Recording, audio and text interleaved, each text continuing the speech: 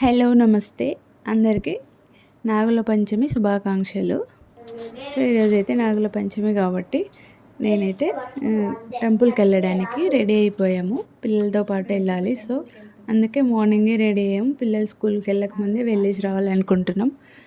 అందుకోసం గుడికి ప్రసాదం అయితే నువ్వుల లడ్డు చేసుకున్నాం. ఈరోజు నువ్వుల లడ్డు స్పెషల్, నాగుల దగ్గర అదే ఎక్కిస్తారు కాబట్టి సో అది చేసుకున్నాం. సో టెంకాయ, పాలు, ఇంకా దారం, పసుపు, కుంకుమ ఇట్లా అవన్నీ రెడీ చేసేసుకొని మేమైతే బయలుదేరిపోయాం. సో మీరు కూడా నాగుల పాలు పోసారా? పోస్తే కామెంట్ చేయండి. మాకైతే ఇది లేదు. సో పిల్లలు ఉన్న వాళ్ళు చేసుకుంటే మంచిదని అందుకు నేనైతే స్టార్ట్ చేసా. ఇది ఐ థింక్ ఇది 4th ఇయర్. సో ఒక్కొక్కసారి ఒక్కొక్కటి కొత్తగా నేర్చుకుంటూ కొంచెంగా ఇప్పుడైతే ఓకే. ఇంతకుముందు ఒకసారి అయితే నార్మల్గానే పోసొచ్చా. కొబ్బరి గిన్నెలో బెల్లం ముక్క పెట్టి పోయాలంట. నాకు పోయినసారే తెలిసింది అది. సో ఈసారి అయితే మర్చిపోకుండా అలా కొబ్బరితో పోయాలి. సో అలా అందరం పోసేసి మంచిగా దండం పెట్టేసుకొని కొబ్బరికాయ కొట్టేసి ఆ పక్కనే ఆంజనేయ స్వామి గుడి ఉంటాడు, ఆ పక్కనే శివయ్య గుడి ఉంటాడు, ఆ పక్కనే దుర్గమ్మ గుడి ఉంటుంది.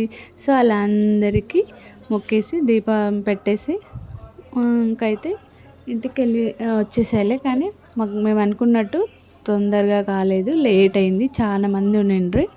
సో అలా ఒకరొకరు నిలబడి మెల్లగా పోసేసి నిదానంగా, దేవుడి దగ్గర కూడా హడావుడి ఉండకూడదు కదా, అందుకే స్లోగా పిల్లలతో మంచిగా పాలు పోపించి మొక్కేసి వచ్చేసాము. సో ఈ విధంగా అయితే మా నాగుల పంచమి అయితే కంప్లీట్ అయిపోయింది. సో అలా పిల్లతోనే, మా పాపతోనే కూడా పోయిస్తున్నాను చూడండి. సో అలా అక్కడ అయిపోయిన తర్వాత శివయ్య దగ్గరికి వచ్చేసాం. చూడండి ఎంత మంచిగా ఉన్నాడు కదా శివయ్య. నాకైతే మస్తు ఇష్టం శివయ్య అంటే.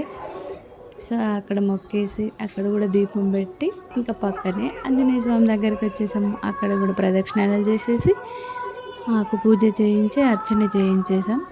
అక్కడైతే అయ్యవారు ఇంకా మంచిగా అర్చన చేస్తారు ప్రతిసారి పోయినప్పుడల్లా. సో అలా అయితే కంప్లీట్ చేసేసుకొని ప్రసాదం తీసుకొని వచ్చేసాం.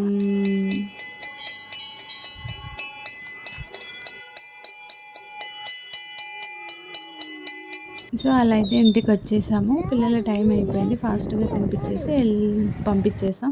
సో ఈ వీడియో నచ్చినట్లయితే సబ్స్క్రైబ్.